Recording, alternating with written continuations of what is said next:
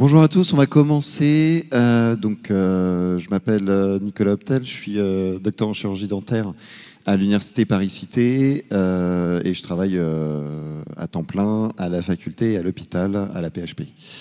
Je serai accompagné de Lucie et de Louise pour les questions juste après, donc si vous avez des questions, n'hésitez pas. Mais normalement, il y a tout le déroulé du cursus au niveau de la présentation. Donc là, ça c'est vous. C'est vous qui hésitez, c'est vous qui avez des questions sur la filière. Vous hésitez peut-être entre différentes filières, entre médecine, pharma, sage-femme, kiné, pédicure, podologue, orthoptisme, chirurgie dentaire peut-être. Et ben moi, je vais vous présenter la filière. Je vais vous dire que c'est le plus beau métier du monde, mais les sages-femmes vous diront pareil, les médecins vous diront pareil. En tout cas, on y est très content quand on entre dans cette filière. On y trouve toute sa place. On y trouve toute sa place après, soit en cabinet dentaire, donc le cabinet que vous connaissez, avec le dentiste, son assistante, son fauteuil dentaire, qui peut exercer seul. Mais maintenant, c'est plus un exercice de groupe qui se développe, avec différentes spécialités. On pourra y finir plus tard sur les spécialités. Donc c'est plutôt un exercice de groupe avec vous vous spécialisez dans le soin des gencives, la chirurgie, la dentisterie pédiatrique ou l'omnipratique. Il y a beaucoup d'omnipraticiens, c'est la majorité des dentistes.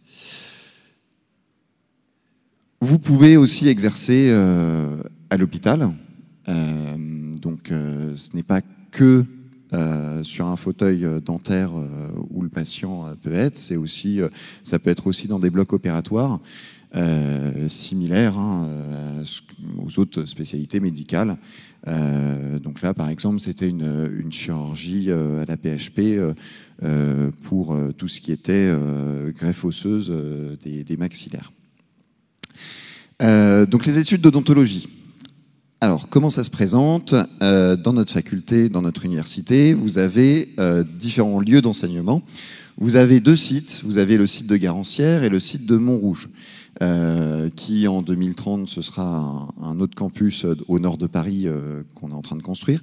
Voilà, pour l'instant, vous avez deux sites, deux lieux d'enseignement. Donc, vous faites 6 mois dans l'un, 6 mois dans l'autre, vous alternez. Et ce sont, vous avez premier semestre à Garancières, deuxième semestre à Montrouge, et puis vous inversez après. Ce sont les mêmes profs, c'est la même université, la même faculté, c'est juste que c'est deux lieux d'enseignement. Vous avez 6 services hospitaliers après pour vos stages cliniques. Donc vous avez la Pitié-Salpêtrière, l'hôpital Bretonneau, l'hôpital Louis Mourier, l'hôpital Charlevoix, l'hôpital Henri Mondor et l'hôpital Rothschild. Donc vous avez 6 services hospitaliers où vous êtes affectés tout au long de votre cursus. Donc au niveau des premières années, vous tournez un petit peu sur différents services. Et puis ensuite, vous passez dans un service attitré et vous faites vos dernières années d'études dans ce service. Comment se déroule le cursus? Alors, le cursus, vous avez vos voies d'entrée, PASLAS, qu'on a dû vous expliquer dans toute conférence ou sur le stand PASLAS.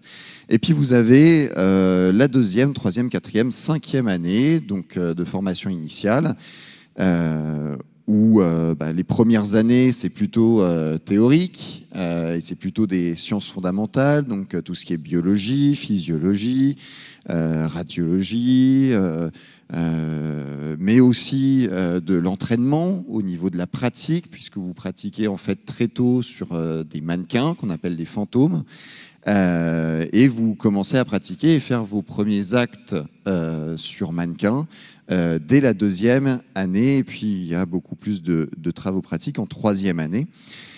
Et puis vous rentrez en 4e. Alors, en 2e et 3e année, vous avez des stages cliniques d'observation en milieu hospitalier. Ça vous permet d'avoir un premier aperçu de ce qu'est l'hôpital, de comment fonctionne un dossier patient, comment tenir le dossier patient, comment ça se passe pour une chirurgie, comment monter une table opératoire, etc. Et puis en 4e année, vous commencez votre stage clinique à proprement parler avec des patients que vous prenez en charge dès la 4e année sous la supervision d'enseignants de la faculté.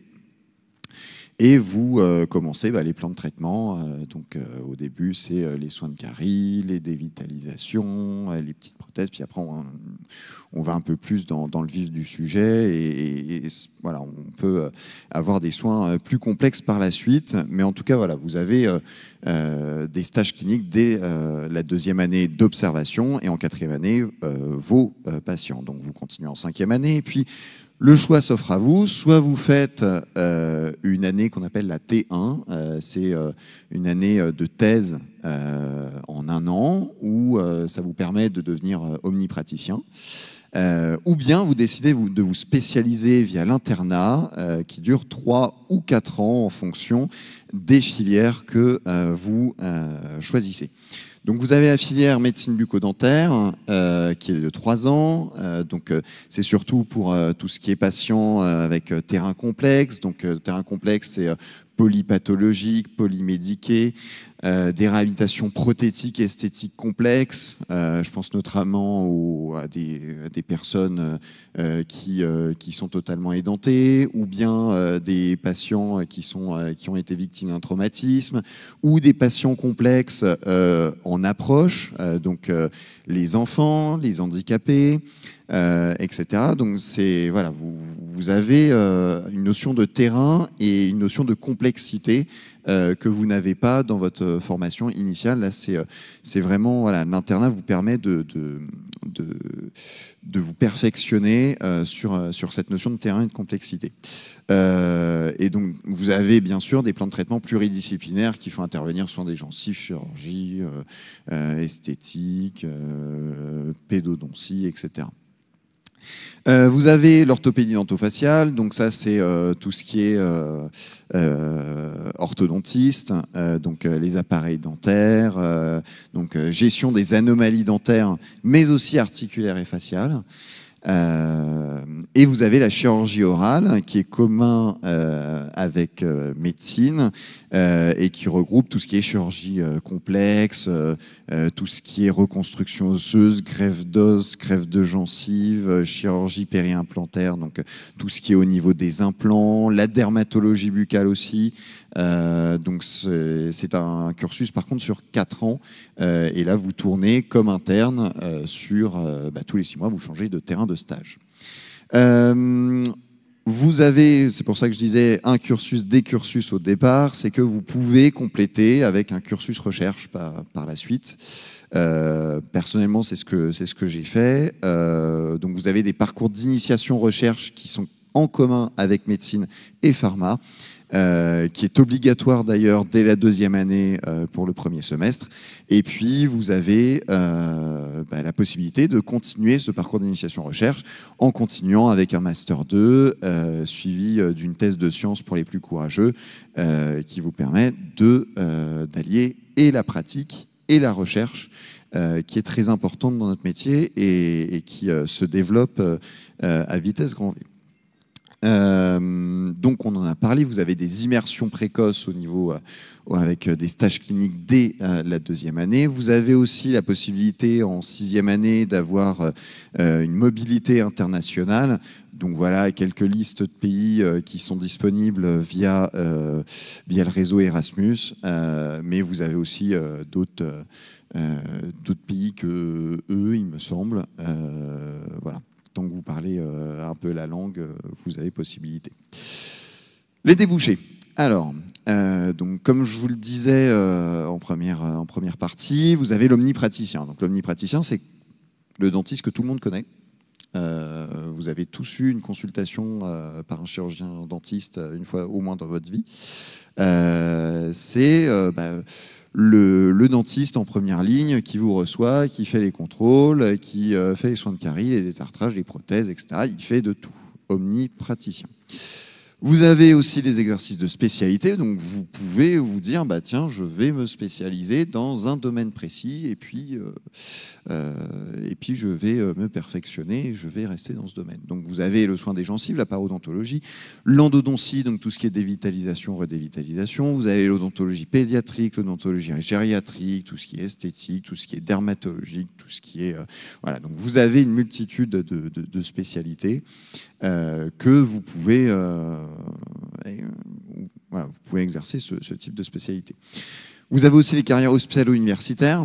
Donc à la faculté, on est tous hospitalo-universitaires. Donc on a une pratique hospitalière, mais aussi une mission d'enseignement et une mission de recherche. Et d'autres voies possibles. Donc, alors, vous avez la pratique libérale, vous avez la pratique salariée dans des centres de santé municipaux, des centres mutualistes, etc. Ce qu'il faut bien comprendre, c'est que praticien libéral, vous êtes chirurgien dentiste, mais vous êtes aussi chef d'entreprise. C'est quelque chose qu'on développe pas forcément assez quand on en parle au niveau de notre métier, mais vous avez cette double casquette, parce que vous êtes à la fois chirurgien dentiste, donc vous avez le patient devant vous, mais aussi vous avez une assistante, une secrétaire, une entreprise à faire tourner, d'accord, avec des salariés. Donc ça, il faut bien y penser. Vous avez la pratique hospitalière avec les hôpitaux, qu'ils soient publics, il y en a aussi certains qui travaillent dans les hôpitaux privés, et des pratiques hospitalo-universitaires, comme je vous disais, avec un cursus recherche qui est requis. Mais c'est aussi de l'humanitaire, c'est aussi des carrières de recherche pure. Il y a des chirurgiens dentistes qui se disent bah, tiens, la recherche me passionne et je me concentre sur la recherche en chirurgie dentaire. Des cadres de l'industrie, donc pour certains, des experts au niveau de la sécurité sociale, au niveau des mutuelles, les dentistes conseils par exemple, comme le médecin conseil à la Sécu. Quelques chiffres. Alors, donc, avant, on avait ce qu'on appelait le numerus clausus, donc ces places en fait qui étaient dictées par le ministère concernant l'admission en deuxième année. Donc vous aviez 1760 candidats qui étaient reçus en 1978 et en 2020 1220. J'ai pas les chiffres actuels parce que maintenant on est plutôt sur une gestion par université, mais globalement, enfin pardon, oui c'est voilà, au niveau de toute la France. Et vous aviez en 2020 42 000 dentistes avec un âge moyen de 46 ans. Donc âge moyen de 46 ans. Ça veut dire que à un moment donné, ces praticiens-là, ils vont partir en retraite et ceux en 1978, vous avez vu qu'il y avait beaucoup plus de dentistes formés que maintenant. Alors maintenant, il y a d'autres universités qui ouvrent, on essaye d'accroître ce chiffre, mais en tout cas, il va y avoir des départs en retraite assez prononcés à un moment donné, donc bien sûr une baisse au niveau de la densité des chirurgiens dentistes, qui est pour l'instant de 67 chirurgiens dentistes pour 100 000 habitants. Donc tout ça pour vous dire, vous ne manquerez jamais de travail. Au niveau de la répartition et au niveau des âges des chirurgiens dentistes, vous avez toute la diagonale du vide en fait, où il y a un manque de dentistes. Donc maintenant, vous avez un système de zonage où des fois, sur les zones surdotées, il n'est plus possible de s'installer en tant que chirurgien dentiste, sauf si vous reprenez la place d'un autre chirurgien dentiste. Mais en tout cas, vous ne pouvez pas ouvrir un autre cabinet dentaire juste à côté d'un autre chirurgien dentiste sur une zone surdotée. Ce sont des consignes des ministères maintenant. Et vous avez vu qu'au niveau de la part des chirurgiens dentistes de 65 ans et plus, vous avez quand même au niveau des zones, dans certaines régions, des chirurgiens dentistes qui vont partir à la retraite dans pas très très longtemps. Si vous vous demandez comment je finance mes études à un moment donné, parce que ma famille est aidante mais ne peut pas me soutenir d'un point de vue financier, il y a tout ce qui est bourse Crous, mais il y a aussi ce qu'on appelle le contrat d'engagement de service public, le CESP. Donc 815 étudiants en odontologie en ont bénéficié de 2014 à 2021, ce qui vous permet en fait d'être payé par l'État. Donc vous avez l'équivalent d'un SMIC. Donc donc tout au long de vos études. Mais en contrepartie de ça, vous devez le nombre d'années où vous avez touché cette bourse, entre guillemets, à l'État, c'est-à-dire dans une zone sous-dotée. Donc en fait, imaginons vous avez fait toute votre scolarité avec cette bourse, de la 2e à la 6e année, donc vous avez 5 ans. 5 ans de bourse, ça veut dire 5 ans où vous allez aller dans des zones sous-dotées et donc du coup rendre un sacré service à ces zones, et puis vous allez peut-être y rester. Et moi, je conseille maintenant les néo-chirurgiens dentistes formés à se... éteindre, oui, non. Ah non, c'est bon. C'est l'écran là. Donc, je conseille à tous les nouveaux chirurgiens dentistes de s'installer dans des zones sous-dotées, puisque vous ne manquerez pas de patients, ça c'est sûr. Les plannings sont pleins sur 4 mois. Et puis, s'il y a un trou dans votre journée, vous avez tout de suite un nouveau patient. Ça, il n'y a pas de panique. Par contre, c'est vrai que si vous travaillez dans Paris avec une zone surdotée, votre planning n'est pas forcément plein tous les jours. Voilà. L'odontologie de demain. Qu'est-ce que c'est? Alors, vous avez pour la plupart été chez le chirurgien dentiste, peut-être pour des appareils dentaires, ou pour des couronnes, des onlets, etc. On vous a peut-être mis de la pâte à modeler en bouche pour prendre ce qu'on appelle des empreintes. Maintenant, on passe sur du numérique. Notre profession va de plus en plus vers le numérique, avec une étude numérique à chaque fois pour tout ce qui est prothèse, tout ce qui est plan de traitement, etc. Donc on scanne en fait votre bouche en 3D. On peut même scanner votre visage. On peut faire des analyses esthétiques, des reconstructions au niveau numérique, mais même pour tout ce qui est chirurgical. Maintenant, tout ce qui est pose d'implants, on prépare la chirurgie en amont numériquement, et on sait précisément où est-ce qu'on met notre implant, où est-ce qu'on met notre os, notre gencive, etc. Donc c'est vraiment un métier qui va de plus en plus vers le numérique. Voilà, c'est un peu la grande révolution en ce moment de notre profession. Il y en a eu d'autres. Quand l'implant est apparu, c'était une grande révolution, etc. Donc sachez qu'on y va de plus en plus et que l'exercice de groupe est bien sûr de plus en plus développé. Vous avez peut-être des questions, donc c'est le moment. La parole est à vous. Est-ce qu'il y a des questions? Est-ce que... Oui.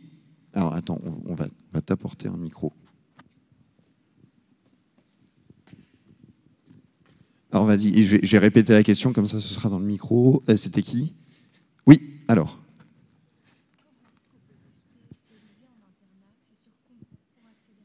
Alors, c'est sur concours, oui. Alors, l'internat, c'est sur concours.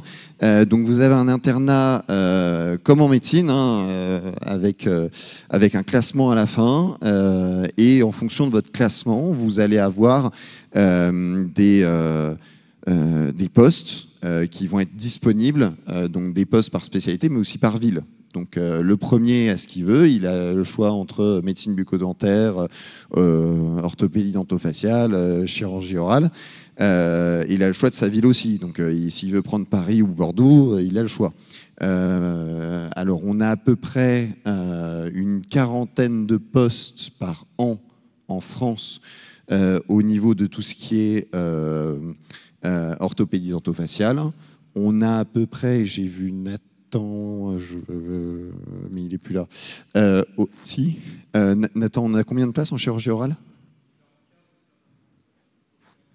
15. Donc 15 par an. Et en médecine bucco-dentaire, on en a environ 70, je crois, pour toute la France. Donc ça veut dire qu'il y a à peu près une centaine de postes pour à peu près 500 candidats par an, à peu près.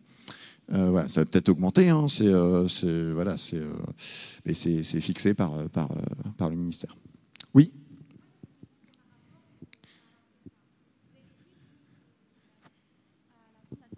Vous avez dit qu'à la fin de la 5e année, il y a une espèce de thèse qu'il faut passer. Il y a le cursus court et le cursus long.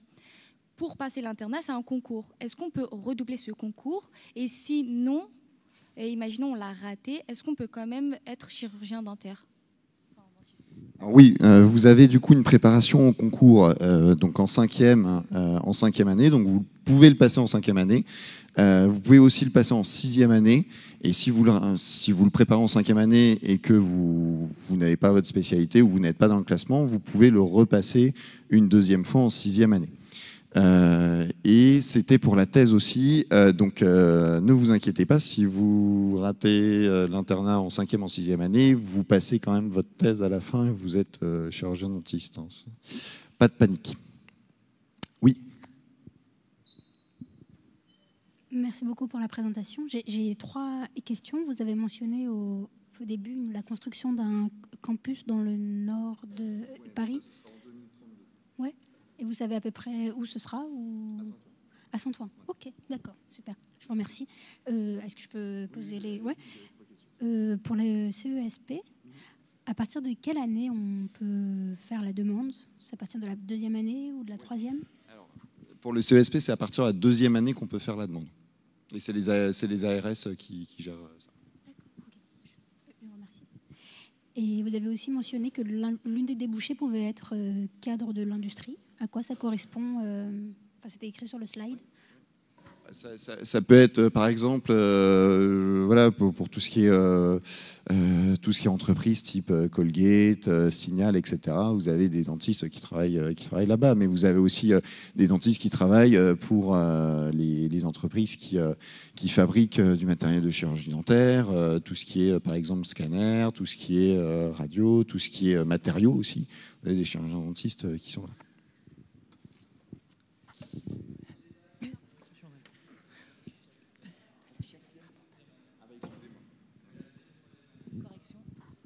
Excusez-moi, le CESP, c'est à partir de la quatrième année, comme dit mon collègue.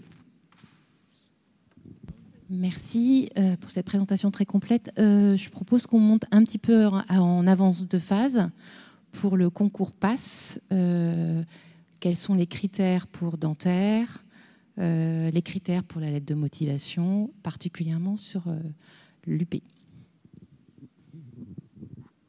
Au niveau de la lettre de motivation, je ne pourrais pas vous en parler, parce que moi, je ne les vois pas. Pour passer les concours pour être examinateur en PASS-LAS, c'est exactement les mêmes, ce qu'on demande. On demande la même chose aux candidats, c'est-à-dire que ce sont les mêmes euros. Donc, voilà, il n'y a pas de distinction. D'ailleurs, on ne sait pas, le candidat qui passe, on ne sait pas s'il veut médecine, pharma, dentaire. C'est vraiment complètement anonyme. Oui.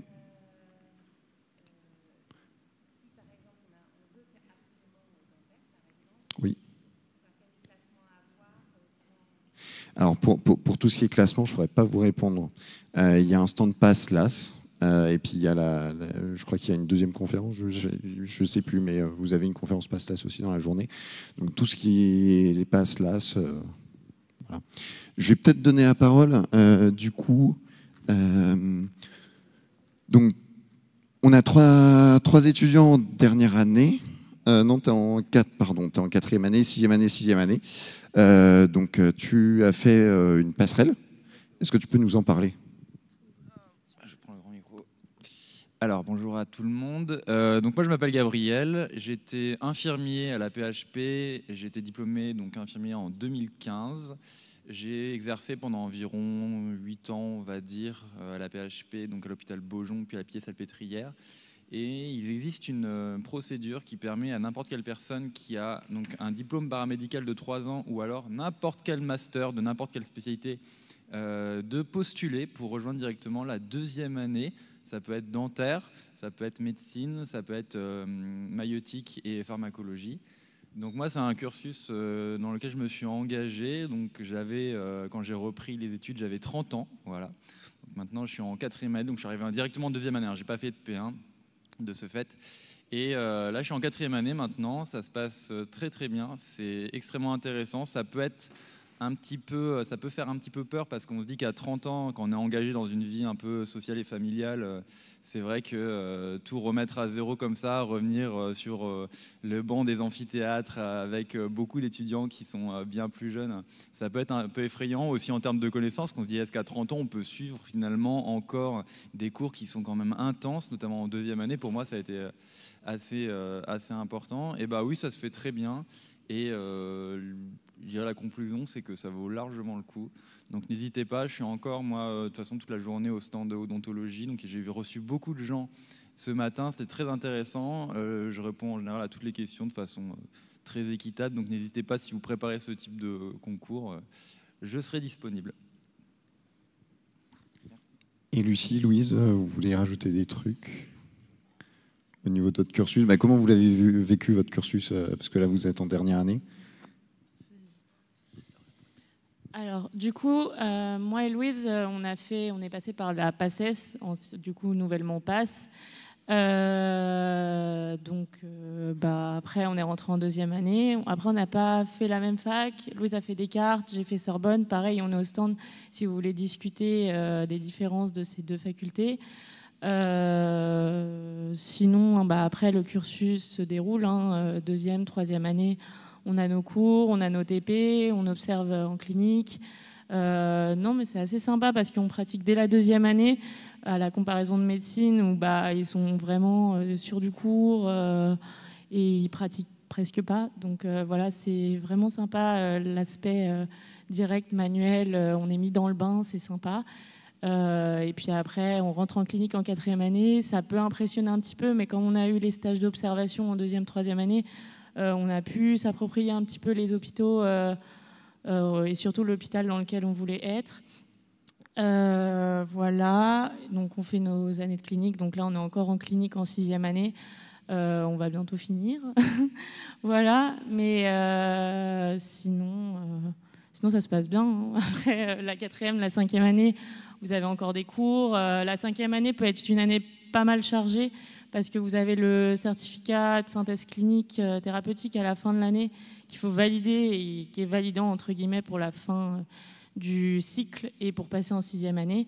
Donc voilà, c'est une année qui est chargée entre les cours, préparer cet examen, toujours à l'hôpital et des TP encore sur l'année. Voilà. Et après, la sixième année, c'est vraiment une année où il n'y a plus de cours, où là, on est en pratique, en full pratique, hôpital et en ville. Donc voilà. Après, si vous avez des questions, on est au stand. Voilà. Oui, mais je précise. On vous a parlé de la chirurgie dentaire à l'Université Paris-Cité, avec la voie d'accès via l'Université Paris-Cité. En fait, on est la seule UFR d'odontologie sur Paris.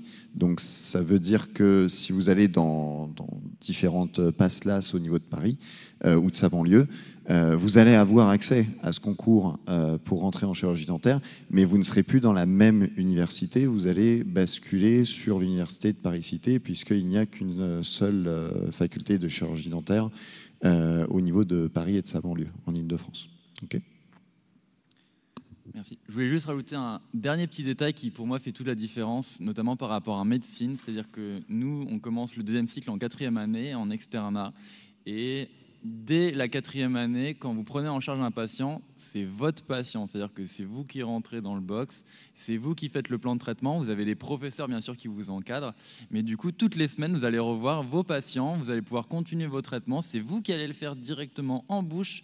Et ça, c'est unique. Il n'y a quasiment aucune autre profession qui vous permettra de faire aussi rapidement des actes avec autant de responsabilités, parce que vous êtes quasiment, c'est vous déjà le praticien aussitôt dans la formation. Bien sûr, vous avez déjà un bagage derrière de connaissances et d'entraînement en TP, mais ça, c'est assez unique, notamment en médecine où l'externat peut être un petit peu plus long à se mettre en place. Nous, on est directement dans le vif du sujet. Donc, pour ceux qui veulent commencer vraiment à prendre en charge des patients, à aider, etc., c'est vraiment la voie royale pour vous. Voilà, merci beaucoup. Et c'est vrai que c'est cet aspect très sympathique dans notre métier, c'est que vous avez une prise en charge du patient globalement sur un organe qui est la bouche, Et vous avez du coup l'opportunité de voir l'évolution du plan de traitement et de voir ce qu'il y avait avant et ce qu'il y a eu après, et du coup vous voyez votre travail. Ce qui, dans certaines spécialités médicales, n'est pas forcément le cas. C'est-à-dire que vous allez poser un diagnostic, mais vous allez l'envoyer au spécialiste, et puis vous n'allez pas forcément revoir votre patient. Là, vous allez avoir tout un plan de traitement que vous allez pouvoir suivre votre patient sur 3 mois, 6 mois, 1 an, 2 ans pour les plus gros plans de traitement. Et ça, c'est assez satisfaisant dans son métier. Puisque vous voyez en fait un peu le résultat de votre travail, et que vous avez un patient à soigner, et puis après l'avoir soigné, vous continuez les contrôles, les maintenances, et puis vous voyez votre patient sur la durée. Ouais, une dernière question.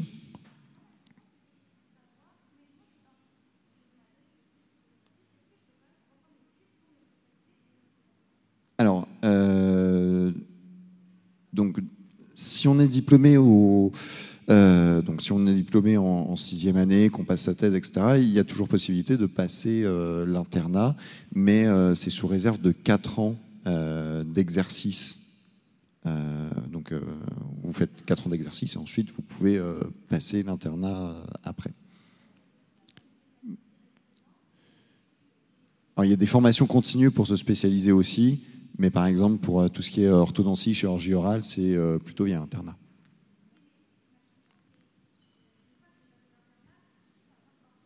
Oui.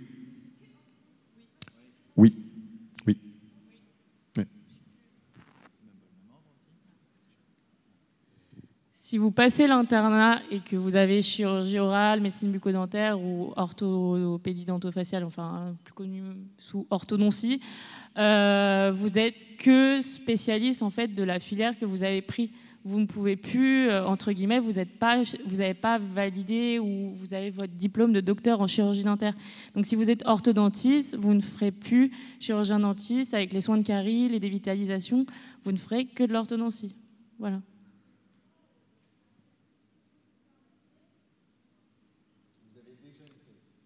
C'est-à-dire qu'à la fin de votre internat, vous passez votre thèse. Ensuite, ce qui se passe, c'est que vous vous inscrivez à l'ordre des chirurgiens dentistes sur un tableau avec votre spécialité. C'est-à-dire que vous vous inscrivez en tant que chirurgien dentiste spécialisé en orthopédie dentofaciale, par exemple, et ça vous limite en termes d'exercice à votre champ de compétences, c'est-à-dire l'orthopédie dentofaciale à votre spécialité. Donc mais après, on ne fait pas 3 ans d'internat avec une spécialisation de haut niveau pour ne pas la pratiquer après, généralement. Et généralement, si ça ne nous plaît pas en cours de cursus, voilà, c'est arrivé à une personne, je crois, l'année dernière, elle est repassée en fait en 6e année. Donc la personne a abandonné l'internat et puis elle a pu finir en fait son cursus et passer sa thèse et être chirurgien dentiste omnipratique. Voilà, donc on est sur le stand B4, c'est ça.